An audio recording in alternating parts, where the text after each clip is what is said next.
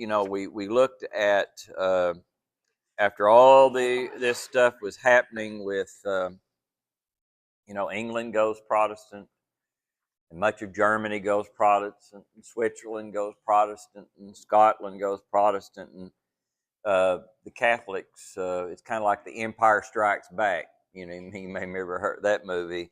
They had what is called the Counter-Reformation, and they did a couple of things. They formed the Jesuits, and they were like very dedicated to advancing whatever the Pope had to say, they were going to be for it.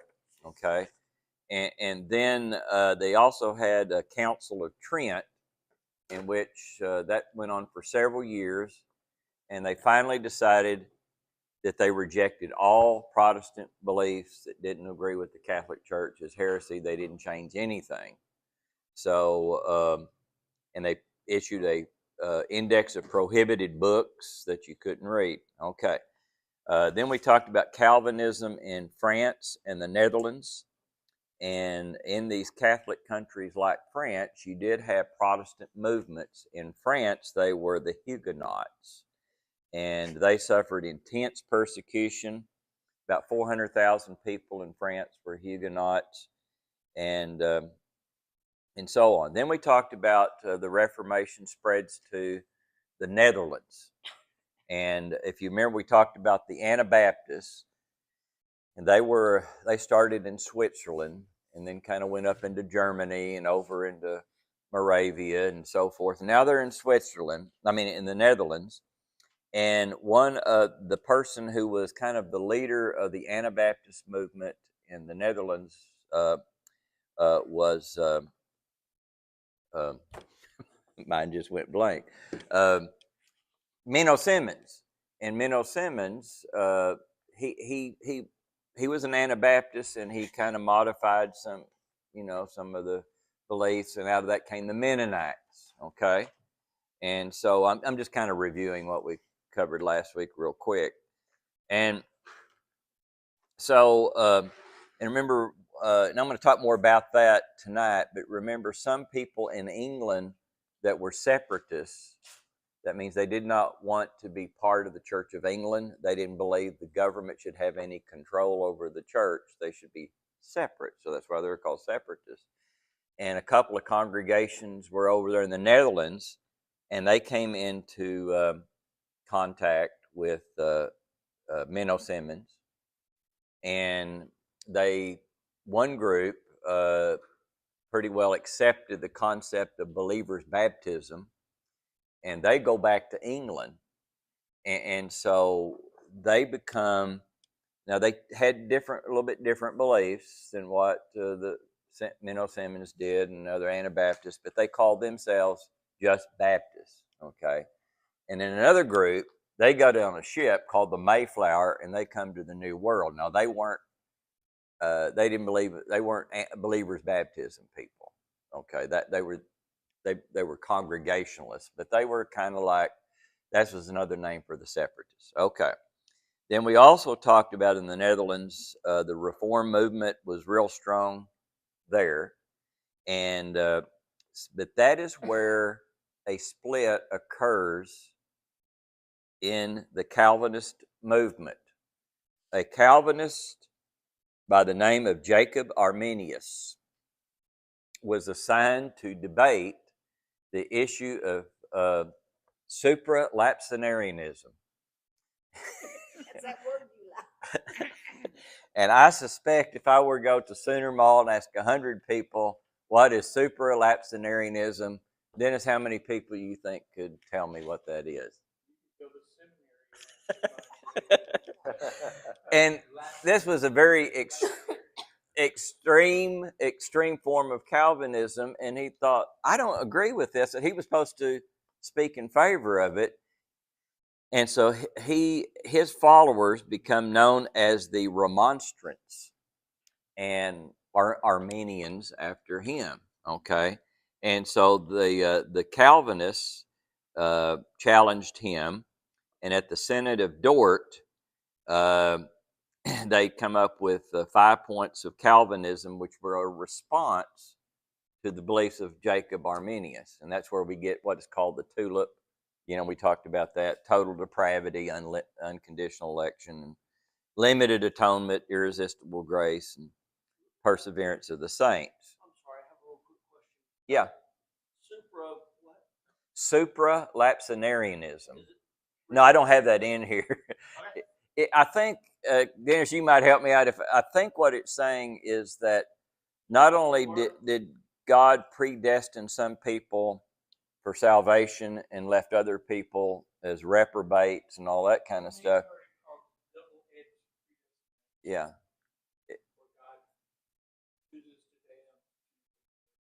Yeah. And he didn't believe in Arminius, thought, this isn't right. I don't see that this is biblical. But was a response by the Armenians to Calvinism. Mm-hmm. What the Calvinists did. And now, John Calvin did not come up with the 5 points. He was already dead by the time they came up with that. But that's what they call it, the 5 points of Calvin. It was a way of the Armenians make the Calvinists. It was their tool, not the Calvinists' tool. Exactly. The Calvinists accepted it. And I can, if you want me to, I can bring you the quotations. John Calvin did not believe in limited atonement. And Calvinists will get angry when you tell them that, because one guy I actually saw on Facebook said that he thought Calvinism was ordained by God. It was inspired just like Scripture. Yes. Okay. Who was the first person that started this doctrine? Oh, Calvinism. What Well, was it? It wasn't Calvin. No, I don't know that he was the first person, but the first person that's really associated with Augustine, back around 400. Before that, You're talking about the Council of. no, he was just an archbishop of Hippo, Africa, and he came up with the thing. And this is something I covered at length in the first class.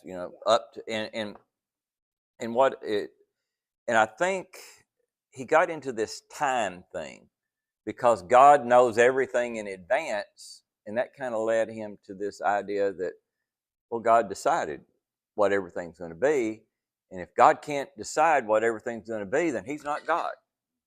And it's I don't agree with it. It's warped reasoning, but he would be the first that really.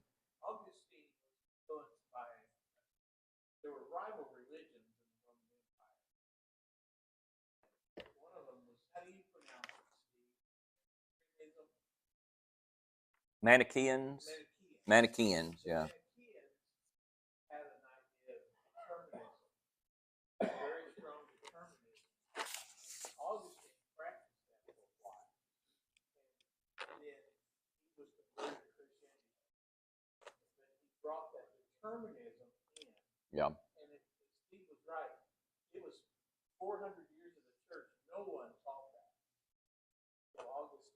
You can go read the Ante-Nicene Fathers, and it's not there. So Calvin was really Augustine. Even I've had this conversation. What's interesting is the Catholic Church. He's the father of the Catholic Church and Calvinism. Determinism today, this double-edged determinism, comes, I think, from that. They're in China. Manichaeans. I know. But and he wasn't a Stoic, but the Stoic philosophy is predetermination. That you should just accept whatever will be, will be. I mean, that's right. And the amillennial view, which I will get into later, if you can hold that. Okay. Because I'll talk about that later. Yes. Just one real quick question that may be impossible to answer. Is there a thin red line that connects all of these, or do they all just separately spring out from their own? All of what? Manichaeanism, Calvinism, all the different factions that we're talking about, the different theologies within Christianity. Is there a thin red line that? Well, I don't think so. I'm other than Christ. Yeah. Because when they break off, they don't like the way these guys are doing it, so they're going to do it their own way. There's no, they totally go off in that direction, this guy's going off in this direction. I don't see any thin line there at all. Sometimes when people break off, though, they take some of what they had Oh, and yeah, just yeah. tweak it. But I was just wondering, like I said, it may be an impossible question. I think they did more than tweak. They just changed. Yeah. Yeah, So definitely. this Now- is just someone's idea. This was just how someone Yeah. interpreted it. That's how they interpret the and they. disciples and then I think what they do is they have this prism that they view the scriptures through, and it's very difficult to knock them loose from it. But anyway, so talking about these people, we're on page 10, and as I said, what happens in England is that with the Baptists, and we'll talk more about them as they go along, but they were all in favor of believers' baptism. And another mark of the Baptists, whether they were Baptists in England or Anabaptists in the continent, was religious liberty. Okay, and so, but one thing that was not really a heavily discussed thing amongst Anabaptists was the doctrine of salvation, predestination or free will and all that kind of stuff. But when they're in England now, that's really a big discussion. And so from the very beginning, Baptists then, English Baptists, which Americans come from the English flavor, I guess you might say, you had one group called the General Baptists, and to make it just real simple, they believed in a general atonement, that everybody had an opportunity to be saved, and, that type of thing. And then you had the Particular Baptists, and they said that God was particular, I guess, about who He was going to save. And so what happens with Baptists is they tend not to have a strong, a mixed. You can go to Baptist churches around America, and I was reading this just today, and I find, and I'll tell you why I find difficulty believing these statistics in just a second, but they said 30% of Southern Baptists are probably Calvinistic, and 30% are Arminian, and the rest are somewhere in between. The reason I have trouble believing that, I don't mean to insult anybody, but I have a hard time believing that many people even know what you're talking about. And unfortunately, I mean, that's sad, but I don't know what you're talking about. so Baptists have always had this, there's always been a tension there between the two things.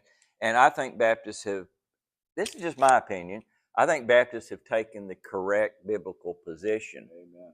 Okay. That yes, God initiates salvation, but at the end of the day, you have a choice.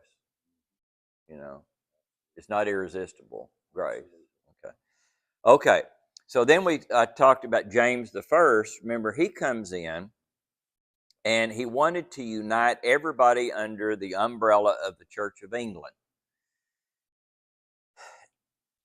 At that time, kings apparently did not have a concept of religious liberty. Everybody ought to be the same church. And remember, I talked about Elizabeth. She was much more tolerant, but she still wanted to have the Church of England. Now, James comes in. He's not as tolerant as Elizabeth. He wants everybody to do what he thinks ought to be done, and he wants to unite the country on religion. And I don't think James really cared all that much as long as everybody settled down and followed him. Okay? He said he was a little God. That he was, if you heard this type of reasoning, that if you're in office, God has anointed you, okay, I can go with that. God's permitting you to be the president of the United States or the king of England. You weren't elected, you were selected. Yeah. But and then they carry it. The corollary they come up with is, well, then you must if you disobey the king, then you're disobeying God. If Adolf Hitler tells you to go kill Jews, you just start killing Jews because he's the authority. That's an extreme. Now, I'm not saying James the First would go that far, but so he tries to unite. How's he going to do it? He commissions a new translation of scriptures, which finished in 1611. And before this, the Bible that was used in the Church of England was called the Bishop's Bible. And the Puritans and the Separatists did not like the Bishop's Bible. They used the Geneva Bible. And of course, the Church of England did not like the Geneva Bible.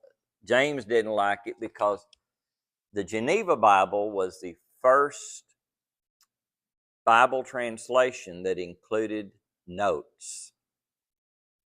And those notes were very anti-monarchical. It was really challenging this authority, absolute authority of the king. He didn't like that. They were also the first, it was the first translation to have verses. Okay. And there's chapters had been around since 13th century. But verses, and that made it easy for these Puritans and Separatists to memorize Scripture because they could memorize a verse instead of having to, whole chapter or whole book or whatever. So, and it took about a generation before the King James Version surpassed the Geneva Bible and the Bishop's Bible in popularity.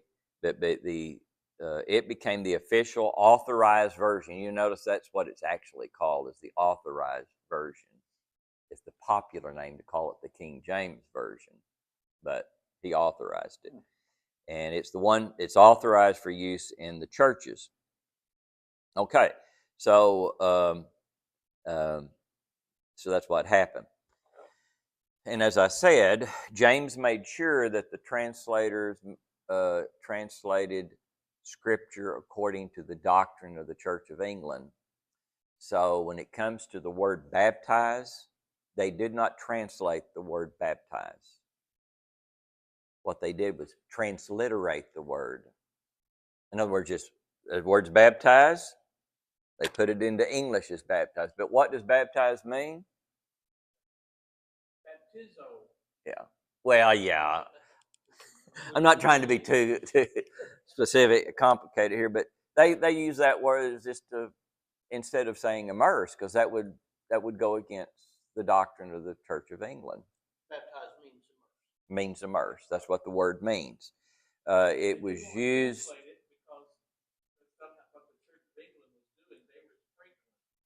Mm-hmm. So to confuse, they transliterated from Greek to English. Baptizo made it baptized. Pretty clever, wasn't it? So anyway, all right. So James comes in, and that brings us to the gunpowder plot. And on page 10, I'll make sure everybody's found it. Okay. James, remember, he was the son of Mary, Queen of Scots. But she was not around when he was a little child. He was raised by his uncle, James Stuart, who was the illegitimate son of King James V of Scotland. And I told you that this guy is my ancestor, James Stuart. So he raised him, okay? And he was a leader of the Protestant lords in Scotland. So this boy was raised as a Protestant. But I would say this, is I think James cared more about him being the absolute ruler than he really cared about what people thought on religion. And he saw the Catholics as more of a problem than the Anglicans. Obviously, the Anglicans weren't a problem because they all agreed with him. he didn't really care for the Puritans and the Separatists, but the Catholics were really a problem because they did not accept a Protestant England. Okay, so they considered them subversives. James also wanted to get a divorce. You talking about Henry VIII? That's right. James wanted Well, to get a Pope divorce. wouldn't have anything to say on James the First, though, because they were already they've been out of the Catholic Church for 70 years. Well, okay. So he comes in, and of course, the Catholic Church refuses to accept the validity of the Church of England. And so Catholics in England refuse to follow the Church of England. They refuse to go to the Church of England. And so they were hopeful when he becomes king in 1603, since his mother was a devout Catholic, Mary Queen of Scots, that he might be a little more tolerant of them. But he wasn't. And so Catholics who refused to go along, they got started being thrown in jail. And could be worse. So some Catholics in England decided the solution was to end the English government. Now, how are they going to do that? Well, Parliament, the building in which Parliament met, I know this is kind of hard to imagine. They had rooms that they rented out in like underneath in the basement area. And so these Catholics, they met, they had a conspiracy. There was about 8 guys. And they rent this room. And over a period of time, they began to move gunpowder into the room. And they're waiting for the Parliament to come back into session. Because what happens when the Parliament comes back into session? The king is there, and he addresses Parliament, opening of Parliament, and so their idea was they were going to kill them all. Now, people have looked at how much gunpowder they had. If they had succeeded, it would have killed every member of Parliament and would have killed the king. That's how much gunpowder was. It would have been nothing left. Wasn't that the initial plan then, to take out all of Parliament Yes. with the king, or just the king? All of them. Parliament and the king. Have them all in Just one place. decapitate the entire English government would be gone. And so they came very close because so what happens is he was not the leader of the conspiracy, but he's the one most associated with it. It's a guy named Guy Fawkes. Oh, yeah. Have you ever seen these masks they make of these anarchists? That's their Halloween. Yeah, Guy Fawkes mask. Over there who tried to burn down Parliament. Okay, so Bonfire night. So what happens is one of the members of the conspiracy had a brother-in-law who was in Parliament. And so he really didn't want to blow his brother-in-law up. I guess they got along. Okay. And so he writes a letter to his brother-in-law and says, maybe you should not go. And I think it was anonymous. You shouldn't go it'd be better if you did not show up.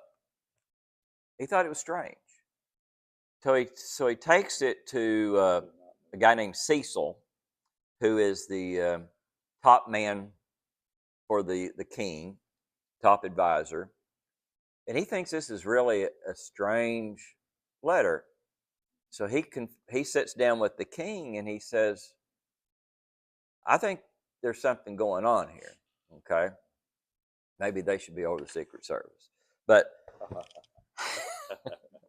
I'll just leave it there. Yeah. So anyway, so what happens now is they begin trying to investigate, okay? And it so happened that Guy Fawkes, he had all the gunpowder there, and he was about to leave, and they caught him. And they tortured the man to death. He eventually was killed, but it was so close to ending the English government that it was on November 5th, 1605. And so in England today, they celebrate how that they survived, how close they came. They call it Guy Fawkes Day, and they stuff Huge it's bonfire night. bonfires, and they stuff this thing with Effigy. an effigy, and they have it named Guy Fawkes, and all this kind of stuff. And now, here's the deal. Do you think that made Catholics very popular in England when it was discovered there were 8 leading Catholics that were trying to kill everybody in the government? Well, it's horrible persecution of the Catholics after that. I think they started hanging heads from the Tower Bridge, Mm-hmm. because they had big old hooks up there, and they just cut their heads off and stick them on the hook. Everybody could see, don't be messing around with us. And they still have the hooks on the Tower Bridge today that shows where they. And they went out after every priest, Yep. And they were hiding all over England. They'd hide them underneath the house and all this kind of stuff, and it's pretty horrible. So anyway, so James also, as we go along now.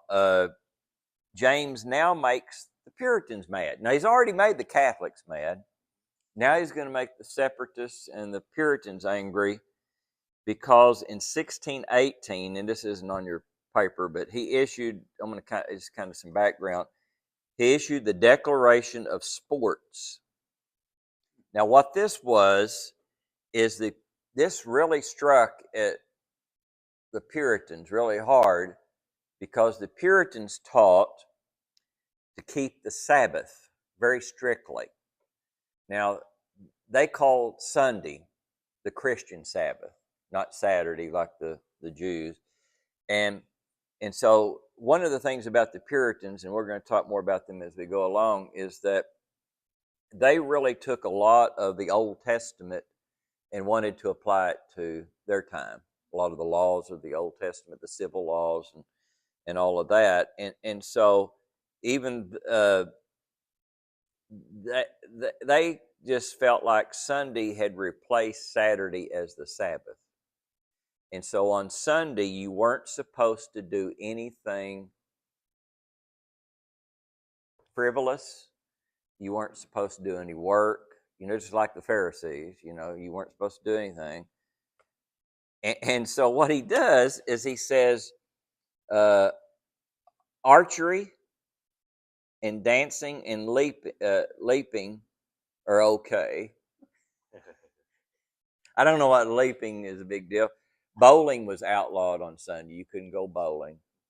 Couldn't play cards. And I remember, didn't I tell you all about that guy when I was a kid told me that he never played poker on Sunday, and so that made an impression on me. I've never played poker on Sunday, So anyway, so you can see what's happening here is that James I, he's made enemies of the Catholics. He's now made enemies of the Puritans and the Separatists. The Anglicans like him. So he dies 1625, and but James I had married a Roman Catholic. And Charles I, his son, his mother's a Catholic, and he marries a Catholic. Does this go over very well? With hardly anybody. And so he rules from 1625, 1649, and he appoints William Laud, the Archbishop of Canterbury, and that's the top official in the Church of England. He was very anti-Puritan. He was an Arminian. Remember, we talked about that. And that made all the Calvinists, most of the Puritans were Calvinistic. And so William Laud tried to impose a lot of Catholic stuff, reimpose, back into the church services of the Church of England.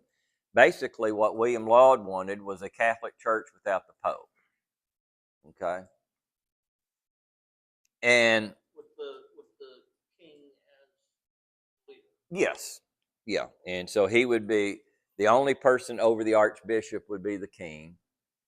So the Pope had no say. But as far as the services, would be very, very similar to the Catholic Church. So you're going back to a pre-Elizabeth time period here, and I'm not going to go through all the reasons for the English Civil War, but this was one of them.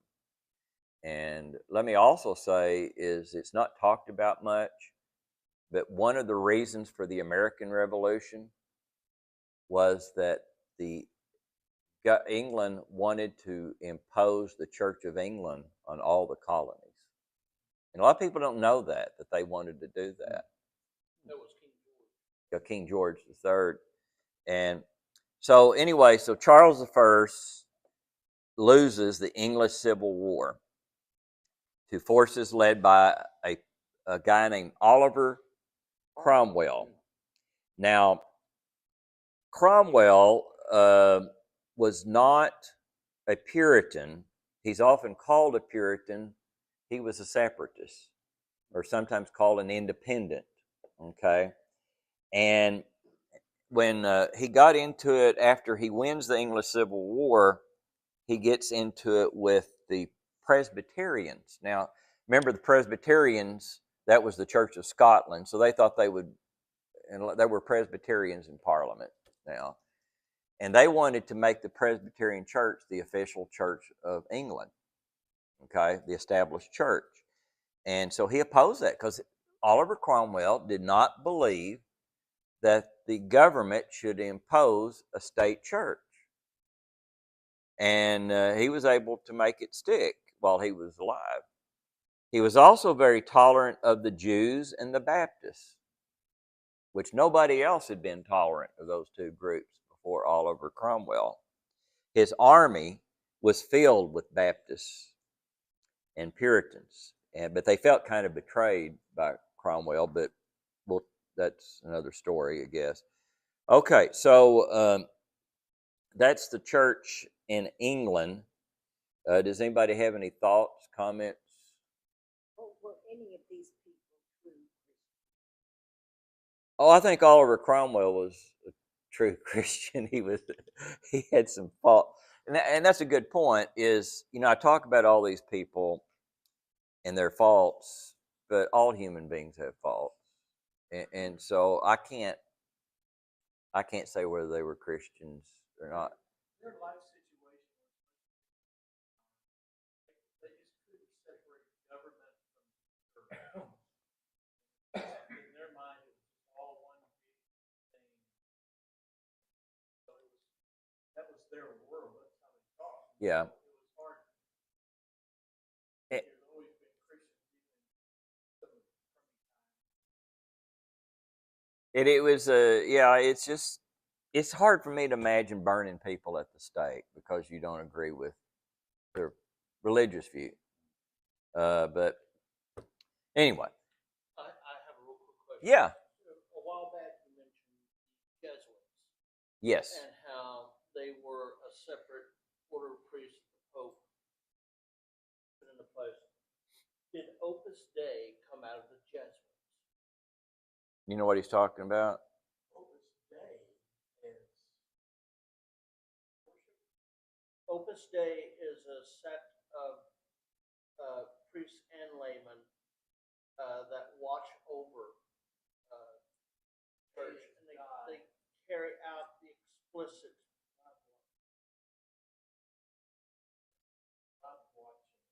It sounds like the Jesuits, but Jesuits were militaristic. So is that where the Knights of, not Knights of that's Columbus. way back in the Middle Ages. Okay, That's all right. a different animal. Yeah. Jesuits were a little, they were real strong on education. And missionaries, right? Yeah, is that like the Franciscans? They're more, I don't know, are you talking about a group of people? Opus Dei. Never heard of them. Opus means to see, and Dei is God. Wrong. Now, I know 12 Latin words.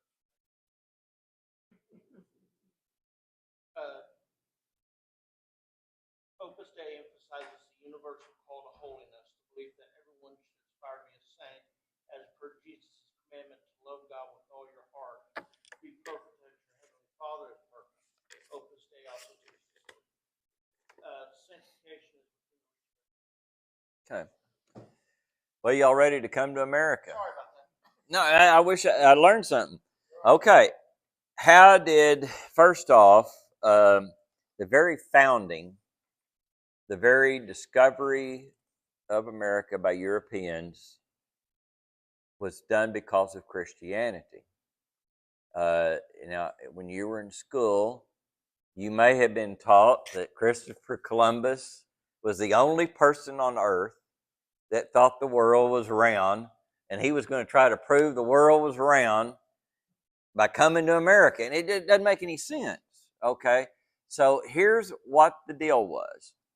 Christopher Columbus wanted to travel to the east, but the Turks had seized Constantinople, the capital of the Byzantine Empire, in 1453, and had cut off trade routes to China and India. Now, the Portuguese got around this by going around Africa, okay? Now, Columbus comes along, and he also has this idea of getting to China, but he's not going to do it by going around Africa. He's got another plan, and his plan was he's going to reach the east by sailing west. All educated people at the time believed the world was round. Now, why did they believe the world was round? There were several reasons. Let me give you one. They could look at the moon, the full moon. What is the full moon? It's not flat, it's a circle, okay? And the Bible says in the Old Testament that Isaiah 40:22, you can look it up, that the world is round. Okay, it's in the ancient world. People in the ancient world knew the world was round.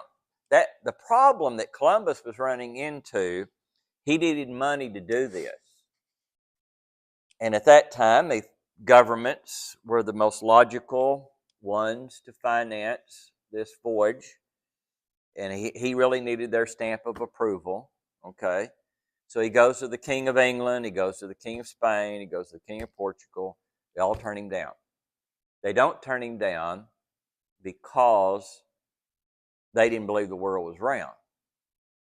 They turned him down because they thought it was too far. Now, Columbus had read, you ever heard of Marco Polo?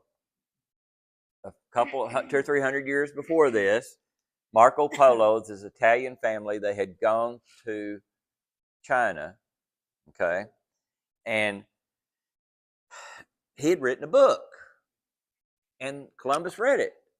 And according to Marco Polo's calculations, how far was it to China by going west? Well, if you'd reached Chattanooga, Tennessee, of course, I'm not saying he said Chattanooga, Tennessee, but that's how far west. If you reach that, you're in China. So he grossly underestimated the size of the earth. But Columbus was basing that on that and some other things.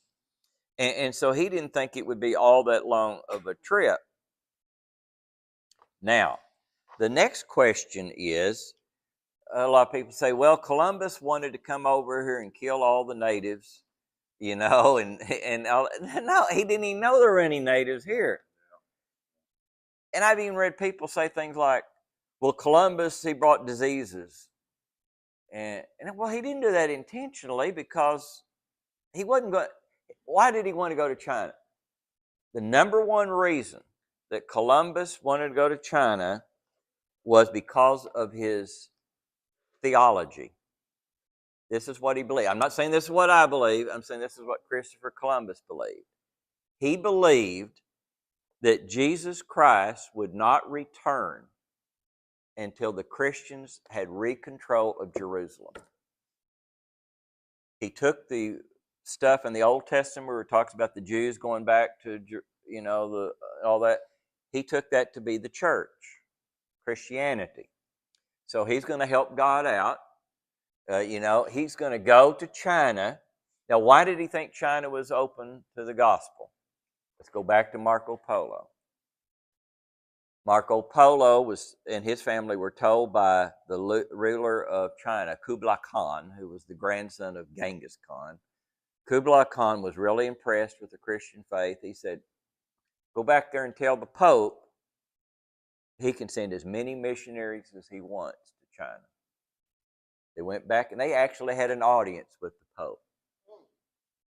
And he said, that's a good idea. He sent 2 missionaries to China.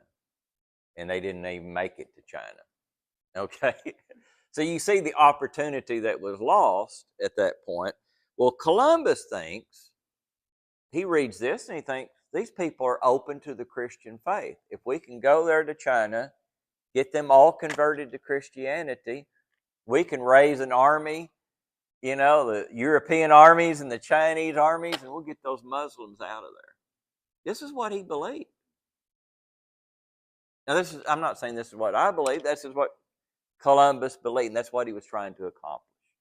Now, obviously, he didn't mind the fact that he would get part of the wealth that he was able to accumulate and all that. Now, what was Ferdinand and Isabella, King and Queen of Spain? They were wanting wealth, but even Isabella was kind of enthralled with this prospect of getting rid of the Muslims. Yeah, because they'd had some terrible times with the Muslims, right?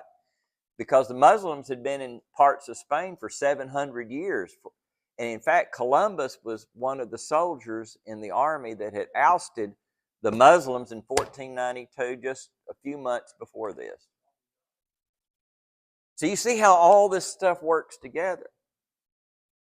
Can I tell you, I walked from Barcelona Mm-hmm. to the throne room of Isabella and Ferdinand. The throne room was so exciting. The throne room is tiny. It's nothing. Yeah. I walked the same path. Well, that's kind of stuff I find real neat. Before my wife and I got married, she went over to Greece because her sister and brother-in-law were Campus Crusade missionaries in Greece. And she's got this picture standing there where Paul in Athens at Mars Hill. I thought that'd be neat to be there where Paul, has been. But okay. So Columbus did all this under the premise of religion. Yes, that was his number one goal. I don't know where this came into my head, but I understood that Columbus wanted to establish trade routes to China. He did. Or was that the cover? That's part of it. So that he had. really Yes, that was one of his goals, was to establish trade routes, and that's how he sold it to the King and Queen of Spain. But the number one thing in his motivated him was he wanted the return of Jesus. And you've always had people wanting to help, kind of like they can make it quicker somehow. I don't know, but yeah. Yeah, liberate Jerusalem from the Muslims. Okay, so after England, now I'm going to skip a lot of history here, but after the Spanish tried to invade England in 1588 and they failed, they were going to try to reimpose Catholicism. This great Spanish Armada was defeated. They got defeated. Queen Elizabeth had built up all these new ships, and they were faster than the Spanish ships, and they beat them in a battle. So the Spanish tried to go around Ireland and come in from Scotland. Okay, they get around Ireland, and they run into a hurricane. Now, I don't know if it was actually tracked, because how much the wind speed was, but it was a storm, tropical storm. And the thing is, that's almost unheard of in England. So the English thought God had intervened to save England from the Catholics. Okay. But what this does is this begins to clear the way for England to colonize in the New World. Okay? And so the English, first permanent English settlement, they tried another one and it failed, but the first permanent one was 1607 at Jamestown, named after King James. Now, when they first got permission, it was from Queen Elizabeth, so they named the colony after her, Virginia. Wait a minute, her name's Elizabeth, so why did they call it Virginia? She was the Virgin Queen. The Virgin Queen. She never married, never had any children. I can't vouch for anything beyond that. She didn't have any. Whether she's the Virginia was named for her for Queen Elizabeth, so they named the settlement after the King James, and they had a charter from the king to start this colony, and all these charters for all the colonies, they had to. Everyone said you would have all the rights of an Englishman as though you were still in England. So it was really desirable for a lot of people. Of course, you had to have the Church of England was the established church.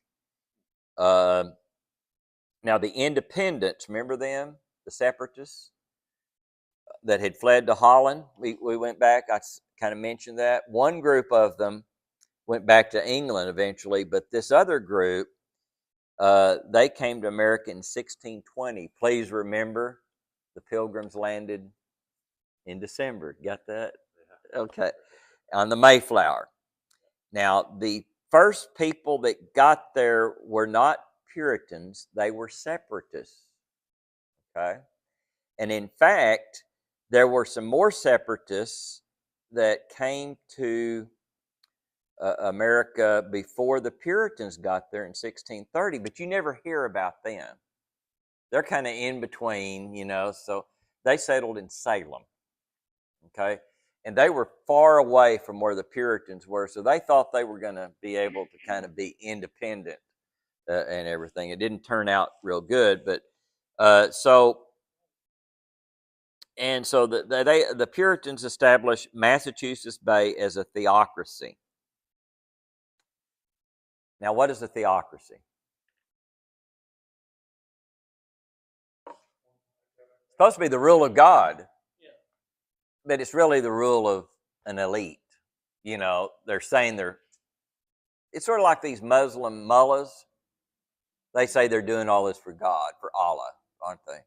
Well, these guys, that's what they were going to do, is establish a theocracy. Now, there were Puritans and there were separatists.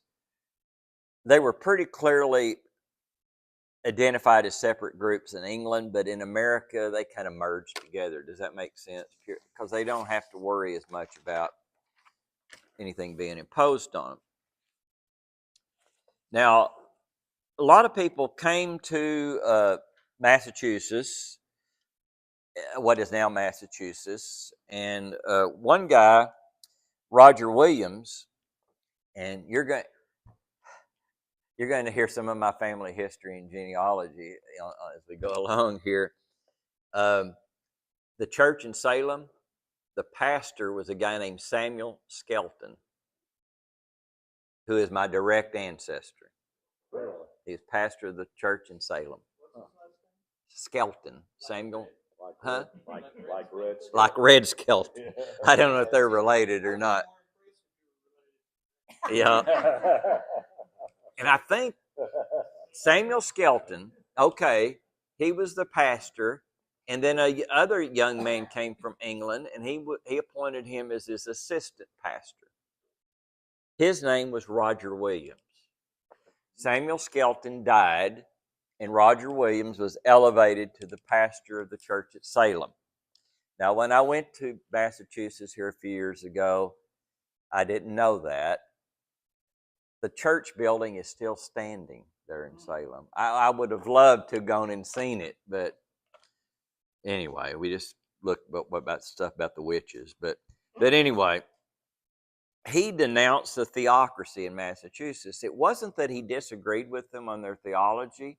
He did not believe that people should have religion imposed on them. He believed in religious liberty. And so they banished him in 1636. So he goes over and establishes what becomes Rhode Island. And he and some others were there. And eventually they get a charter for a separate colony. But he and some others formed the first Baptist congregation in America. American Baptists, you had Williams and John Clark, who was the pastor of the church in Newport, Rhode Island, 1644. There's actually a dispute, historical dispute, which one was the first Baptist congregation. So, but I'm really careful. I don't say the First Baptist Church.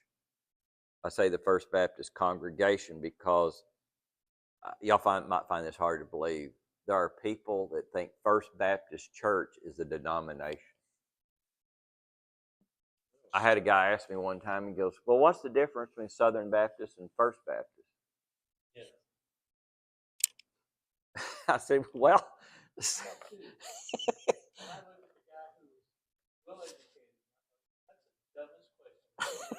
they think it's a denomination called First Baptist.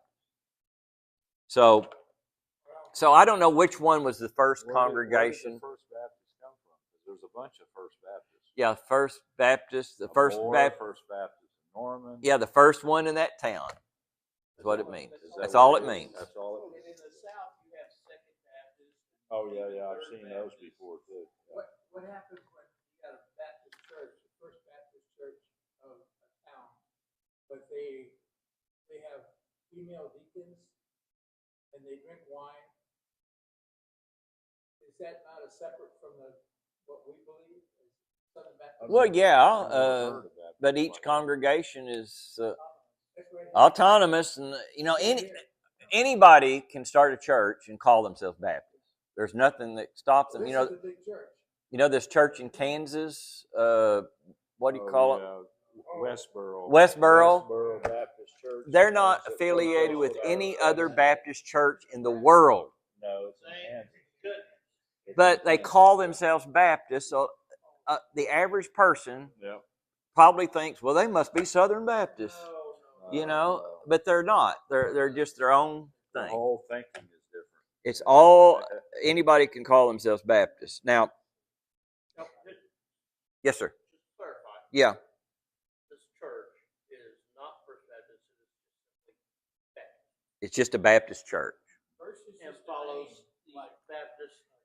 First is a name like Emmanuel Baptist, Northeast Baptist, Right, Berry Road Baptist.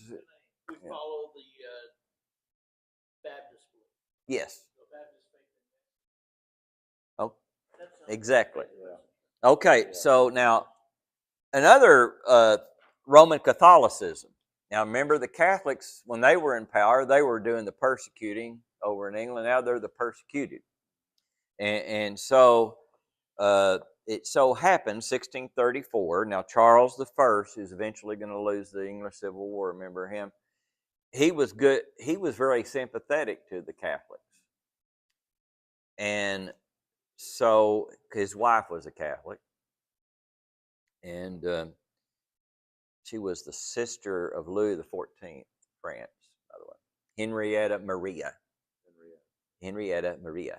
And so this group of Catholics, the Lord Baltimore, his name was George Calvert, he goes to the king and he says, "Look, we're being persecuted here in England. Give us a charter. We'll establish a separate colony and Catholics can go to the New World." And so Charles thought, well, that solves some of my problems. He grants the charter, and so the Lord Baltimore and some other Catholics, they come across and they establish the colony of Maryland. And they had an act of toleration, and they knew that it could be quite possible that there would be non-Catholics coming there, and they would get outnumbered eventually. So they decided to have an act of toleration, and anyone who accepted the doctrine of the Trinity and kept the Sabbath, Sunday, could live there. Okay, so that's early Christianity in America. Any comments on that? Yes, sir. Did Maryland remain Catholic for a long time? There's a lot of Catholics still today in Maryland, yeah.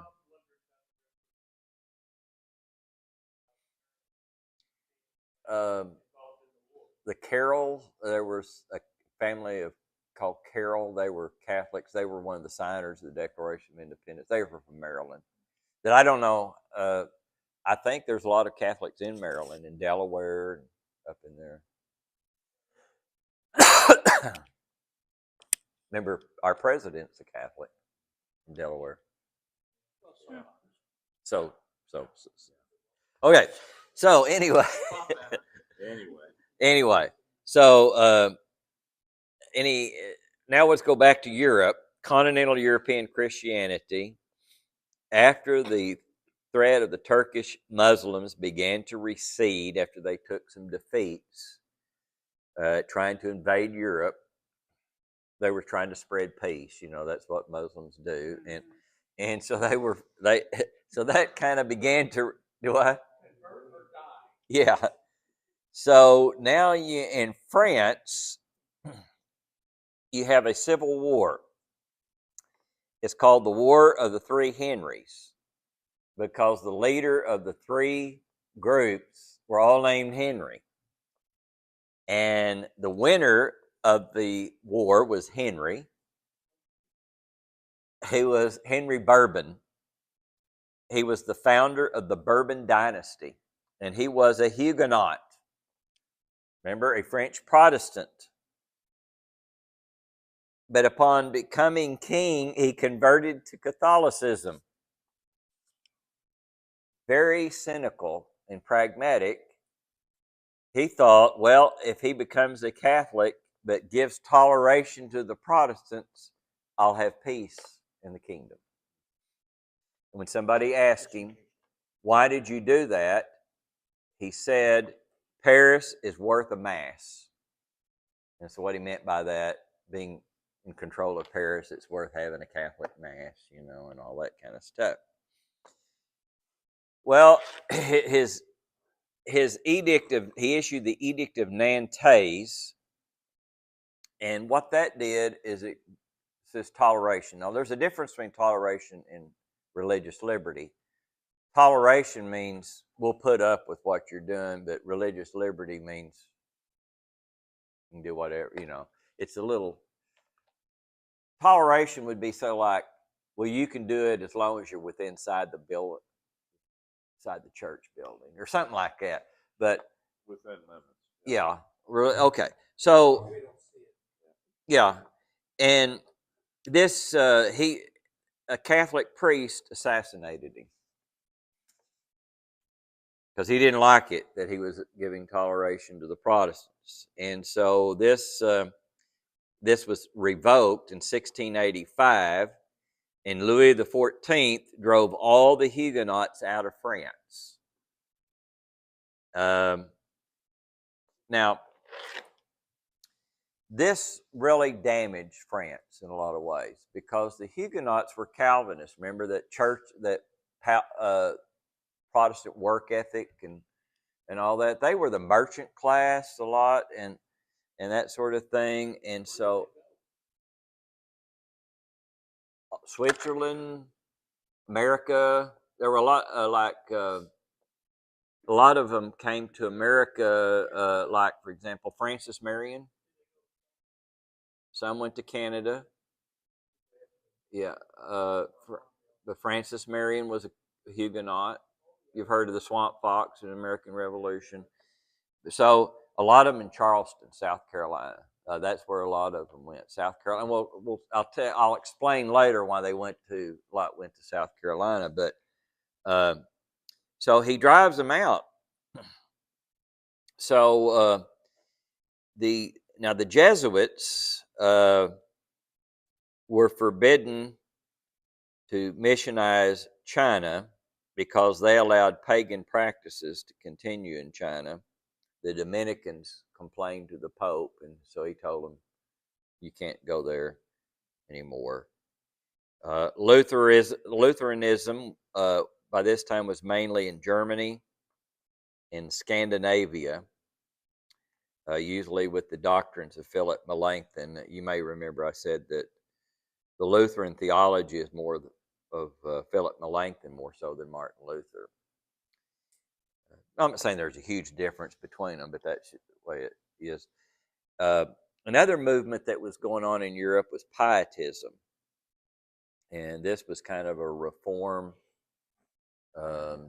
revivalist type movement to return to biblical principles. Then you had the Moravians in Germany, led by Count Nikolaus Ludwig von Zinzendorf. Now, Nikolaus Ludwig von Zinzendorf was in Moravia, and so they were called the Moravians, okay? And they were very strict. To become a Moravian, today, you wander down the aisle here at the church, and you tell the pastor, I'd like to join the church. So they fill out a card, and you say, well, I've been baptized, I'm coming here from another Baptist church, or whatever, and you're a member, right? You go to the business meeting, and I've never heard anybody being turned down. Maybe it's happened at some point here, but I've never heard of it. It's not that way with the Moravians. You have to apply for membership, and you go through sort of a probation period. And they do a little investigation to see if you're really sincere and all that kind of stuff. And it's very strict. Now, remember the Moravians because they're going to come back and play an important part later. Calvinism flourished in Switzerland under Theodorus Beza. They said he was more Calvin than Calvin. And so that's kind of the picture in the continent. Is everybody ready for British Christianity now? The Church of England was disestablished by Oliver Cromwell, but continued to give government support for ministers of various denominations. The Church of England, page 12, was reestablished. After Cromwell died, his son was in power for a short time, and the mood in England had changed, and they decided to invite the king's son back as Charles II. They promised toleration. They lied, essentially. And he was followed by his brother, James II, since Charles II had no children. And so the persecution began quickly against dissenters. And of course, name a group that was in that dissenter group. The Baptists. Okay. And they passed the Test Act of 1673 that excluded Catholics from civil or military positions. The dissenters included Presbyterians, Congregationalists, Baptists, Quakers, and Roman Catholics. Before you could preach in England, you had to have a license from the Church of England. John Bunyan was thrown in jail. He was a Baptist preacher. He spent 12 years in prison for preaching without a license from the Church of England. While he was there, he wrote the famous book, Pilgrim's Progress. Okay, so Charles II dies. His brother comes to the throne. Now, let's go back to the English Civil War. Charles I loses the war. He's tried for treason because he was in secret in a conspiracy to bring in a Catholic army to reinstate Catholicism in England. So they found him guilty and they cut his head off. Well, Henrietta Maria, remember her? She took the children, Charles and James, and went to France. Now, James was a little boy, so he was raised as a staunch Catholic. So that created a situation. Not only was he a Catholic, he was married to a Catholic. So when it's time for him to become King of England, they didn't want to make him King of England because this would be a whole new line of Catholic monarchs, wouldn't it? So they came up with an idea. They said, well, James has two grown Protestant daughters that are married to Protestants. His wife is too old to have children. She's past childbearing age. Okay? So they decided, we don't want to go through another civil war.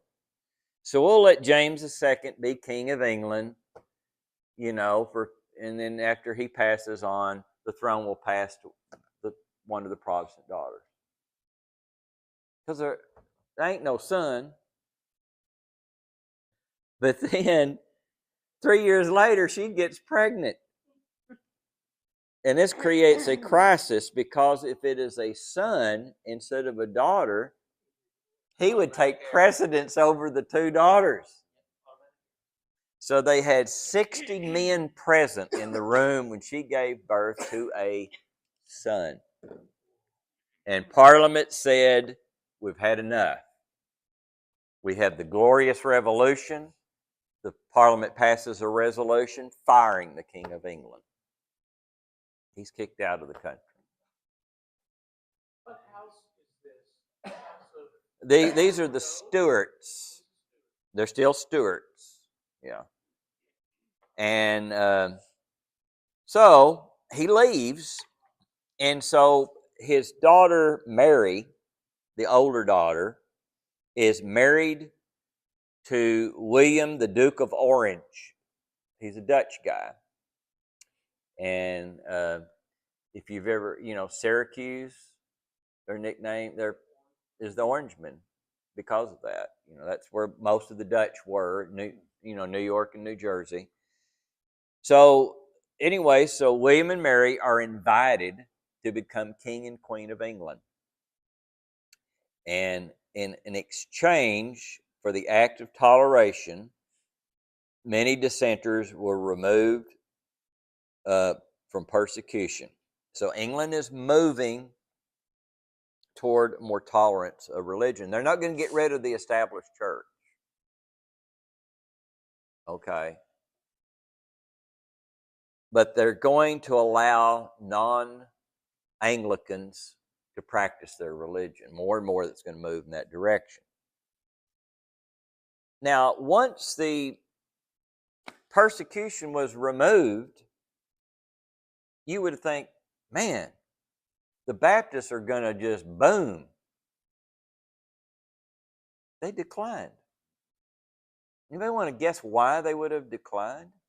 They're no longer being persecuted.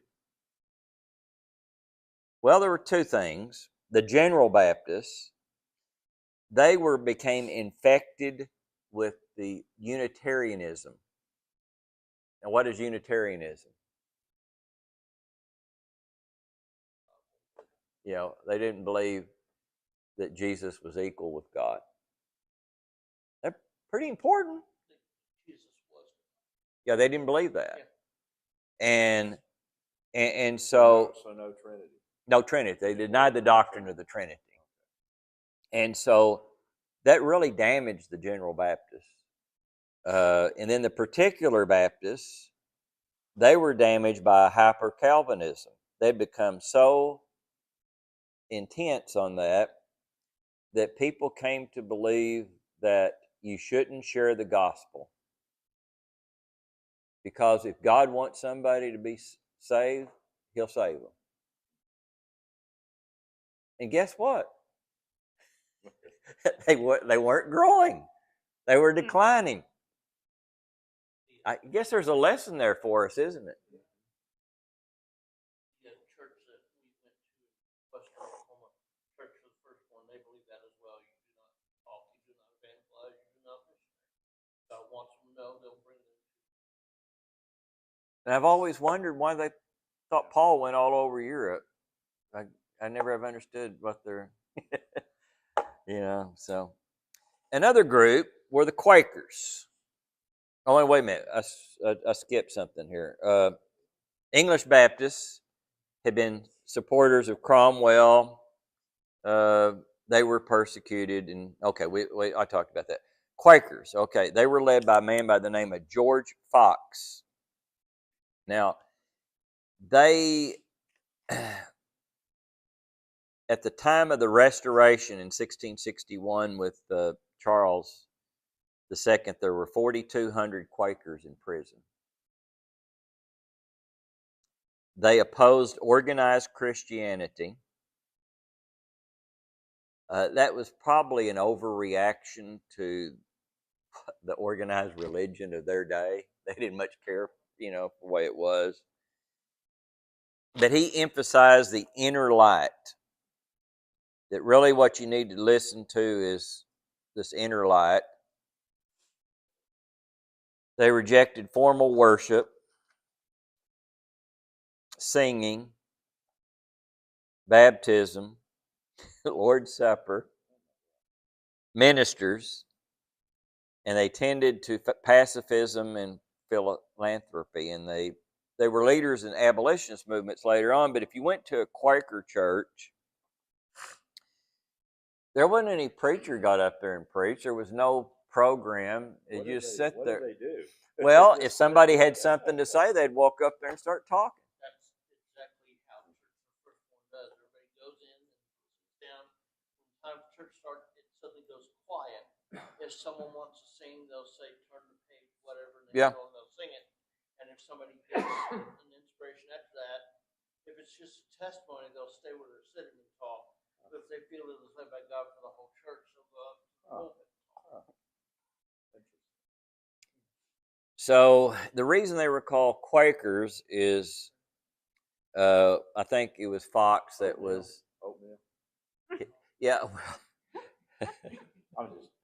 Well, That's just- okay. Hold on. Okay. So the reason they were called Quakers was because Fox told a judge the earthquake going to swallow him up, or I don't know. It's something like that. Yes. Yeah. Well, the Quakers and the Shakers, I thought it was they would have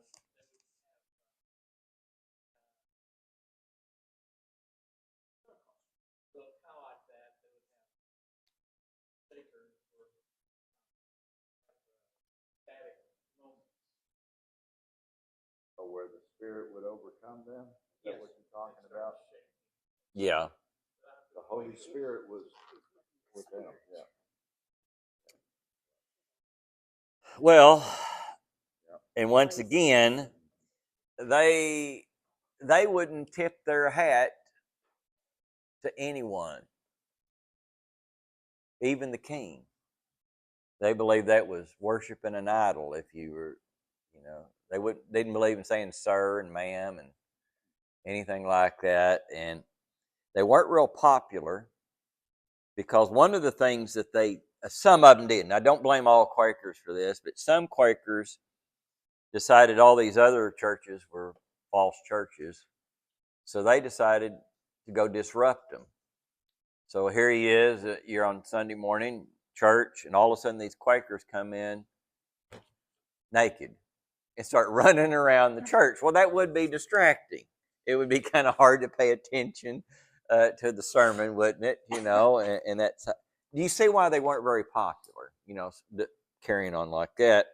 They did that? Some did. Some did.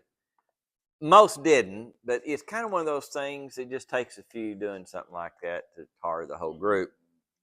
So William Penn, he was converted to the movement, and his father, now William Penn's father, had loaned the King of England a lot of money to get reestablished, okay, the restoration of Charles II. So he owed William Penn's father this money, and William Penn's father died. So now the debt owes it to William Penn, the son. And so he asked, okay, let's settle this out. I'd like to settle this debt. And Penn says, give me a charter to go to America, and all these Quakers that are being persecuted, will go there. And so the king gave him a charter, and he established 2 colonies, Pennsylvania and Delaware. And Penn's Woods is what Pennsylvania means. And of course, William Penn is you know what he looks like because he's on the box of Quaker Oats. That's a painting that was done of William Penn. They used that for that. Okay. And so that was it. Now, another thing that begins going 1700s, Enlightenment, the Enlightenment and deism. Now, I don't really feel like I have time to really go into a lot about the Enlightenment, but it was, there was, I would say, a good Enlightenment and a bad Enlightenment. There were kind of 2 wings to it. And the bad one, in my opinion, they were anti-Christian, basically. And out of this movement came something called deism. Now, deism was the belief that God created the world. He was our final judge. They did not believe in miracles or that God intervened in history in any way. They believed all religions were of equal value. Now, Something called the watchmaker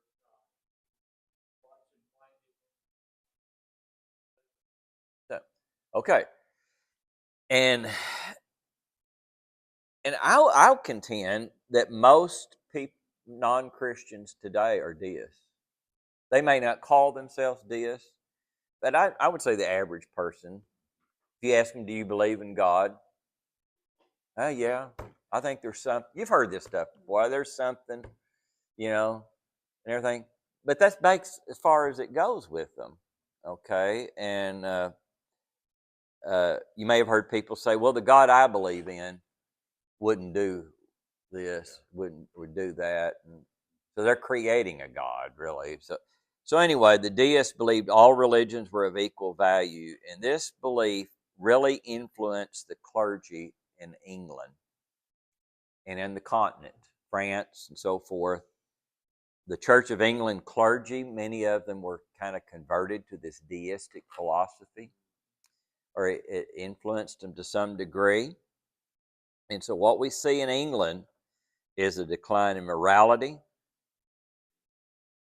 They said that the drunkenness was the worst it ever was in England at that time. And you think about it, if there's, you don't have any hope for the future, or anything like that, people try to drown their sorrows and Self-medicate. yeah. Church attendance declined. The belief in biblical Christianity declined. And it also impacted America, but not as much. Okay? Not as much, but it did. And it was to a point where both in England and in America and on the continent, some people thought Christianity was a religion that would just go the way of the dinosaurs, type of thing. Then we have the Wesleyan revival. And we owe a great debt to the Wesley brothers and their buddy, George Whitefield. This was this was led by John and Charles Wesley and George Whitefield. First off, let's talk about the Wesleys. Wesley was sent to, he became an Anglican minister, and he got an assignment to come to America and be a missionary to the Indians. Well, he comes to America, and he has no converts. He's a total failure. He gets on the boat, and he's going back to England. Now, if you're going by boat in that day, I don't know how long it takes to cross the Atlantic, but it's a while. And there are other people on the boat. Moravians. Remember I talked to you about the Moravians. Very strict. And so you know how it is. You're there for weeks, and you're going to talk, right? And so these Moravians they started talking to John Wesley, and they said, do you believe in God? Jesus Christ, his only son? And they would go through the whole thing. And Wesley says, well, I'm an Anglican minister. I was a missionary in America. All right, bro. That's great, How many converts did you have? I didn't have any. Oh, I'm sorry, Brother Wesley, we couldn't hear you, And he just felt horrible. He was such a failure. And he gets back to England, and he has what he called his Aldersgate experience. That's just a location. And what happened, he goes to this meeting, and they're reading Martin Luther's introduction to his commentary on the book of Romans. Now, I've read Martin Luther's commentary in the book of Romans introduction. It didn't do much for me, but it changed John Wesley's life. He believed that he needed to be saved. Now, I don't know whether he needed to be saved or not. That's just, but he believed he did. And he became a different man. And I've got some information here about John Wesley I've added to this. I wrote down these notes. He began, first off, he wanted to preach. Remember, this is right after the Enlightenment. Remember the deists and all that kind of stuff? Church attendance had gone down. Very few people were going to church. But most of the preachers didn't care. Their salary was the same. So he wanted to preach in their church. And sometimes he'd get to preach, and he would get a note that says, don't bother ever coming back. We don't want to hear from you again. I mean, he finally, they wouldn't let him preach. He was an Anglican minister, but they wouldn't let him preach because they didn't like the way he was preaching. So he begins to just preach anywhere he can find an audience, and in the fields and anywhere he was allowed to preach, he would. Now, how did he get there? Horseback. He rode 250,000 miles on horseback in his career. He preached 40,000 sermons. He spoke against alcohol, which was really bad. Bad problem. This is George Whitefield. No, this is John Wesley. I'm going to get to Whitefield. He said, there are many doctrines of a less essential nature. In these we may think and let think. We may agree to disagree. But meantime, let us hold fast the essentials. Out of the Wesleyan movement came the United Methodists, the Methodist Church of Great Britain, the African Methodist Episcopal Church, the Wesleyan Church, the Free Methodist, the Church of the Nazarene, the Salvation Army, the Church of God, and eventually Pentecostalism. That's the tree. Now, I said Nazarene, okay, but he was a member of the Holy Club at Oxford. Now, they didn't call themselves the Holy Club; they were called themselves Methodists. But the other students made fun of them, call them the Holy Club. Okay, so that's how they got that. But anyway, and here's what he said about his conversion experience after hearing Luther's preface, the commentary on Romans. In the evening, I went very unwillingly to a society in Aldersgate Street where one was reading Luther's preface to the Epistle to the Romans.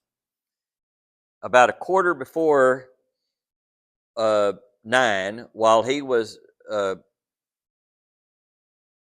describing the change which God works in the heart through faith in Christ, I felt my heart strangely warmed. I felt I did trust in Christ, Christ alone, for salvation. And an assurance was given me that He had taken away my sins, even mine, and saved me from the law of sin and death. Okay. Well, I would say that's salvation. yeah, it does sound that way, doesn't it? I think you're right. So when I was in Boston, one of our vacations, we went to Boston, and we went to Old North Church. That's where they put the lanterns, and Paul Revere and all that stuff. And so, and as we were going towards Old North Church, I thought, where are we going to park? Because it's downtown Boston, And just as I could see Old North Church, we were coming down the street, and I could see it down there. And this car pulls out, and there's an opening right there. So anyway, we got parked. So I go in this tour guide. We're sitting in the pews. It's still an Episcopal church today. Okay, it still is active. But so they had pews, and so I'm sitting there, and the tour guide, he's up talking about the thing, and I look at the pulpit, and it has a plaque, and I sit there and read it, and it says, Charles Wesley once preached from this pulpit. Wow. And I thought, well, that is neat, Yeah. But the tour guide didn't say anything about it. I thought, well, what about this? He didn't get that. Please tell me you went and stood behind him. I don't know. I can't remember if I did. I would have loved to have done that. But so John and Charles Wesley had a friend, and his name was George Whitefield. And so the story of George Whitefield, he is probably, I would say, the most important single person in American Christianity, George Whitefield. So we're running out of time. So next week will be installment 5 out of 6. So we're getting near the end here. I've got some extra notes here on George Whitefield as well. So, all right. Well, I sure appreciate you guys coming, because I really enjoy talking about this stuff. Somebody needs to type those up for you. Those notes that you have. Oh, the extra notes? That's a great idea. Can you make copies of the notes you have? And get them. Didn't you get a? You got a? Yeah, I got that. Oh, they're All just. the extra notes that you put on there, that you added into it. Well, okay. Well, I guess I could. Hadn't thought about that. Yeah, you've got a lot of extra stuff. Well, some of it's up here in my head. It's. We need it on if you would be so good enough as to make copies of your notes. Okay. In addition to, I would greatly appreciate it. And I know others might. Okay. But what's going to happen here is, out of England now, George Whitefield, Wesley felt that he was a failure in America. So he convinces his friend George Whitefield to come to America and not only preach to the Indians, but preach to everybody. Because remember, the Enlightenment and deism had sapped the strength of Christianity, and it was in decline. All the early settlers were Christian. It was, yeah, it was. It was in a world of hurt. Yes. Look, I either read somewhere, seen it, that Benjamin Franklin, was he, or was Well, he just that's a good point. flat out When reprobate? he is called a deist, and he was very worldly. He was probably the most worldly of the founding fathers, Benjamin Franklin. But he did say one time, he was during the Constitutional Convention, he called for daily prayer, and he said, if God, see, I'm paraphrasing, if God knows when a sparrow falls to the ground, do we really think that an empire can arise without his aid? That doesn't sound very deist. So I think he was worldly, but I don't think he was an actual deist. He was a bit of a scoundrel. Yeah, he was. Yeah. But he was a friend with George Whitefield. And I'll talk about that next time. Well, look at Billy Graham and the friends that he's as far as some of the presidents in the White House. It's, I would say, their personal lives. Oh, yeah. I love Oh, this yeah. country and I love how we're founded and how our government works, but I do know that, you know, just because they're in power like that, and they might say that they go to church or they might attend some type of church, you know, when you see their personal life Yes. around, you know. Oh, that, yeah. You know, something's off somewhere. Some of the things that they're allowing, some of the things they speak, they believe I know. is not my beliefs. Mhm. You know, I agree with it. Yeah, I guess I need to tell the pastor how many we had here. Thank you, Steve. Thank you, guys. All right, we'll see you next time, should the Lord tarry.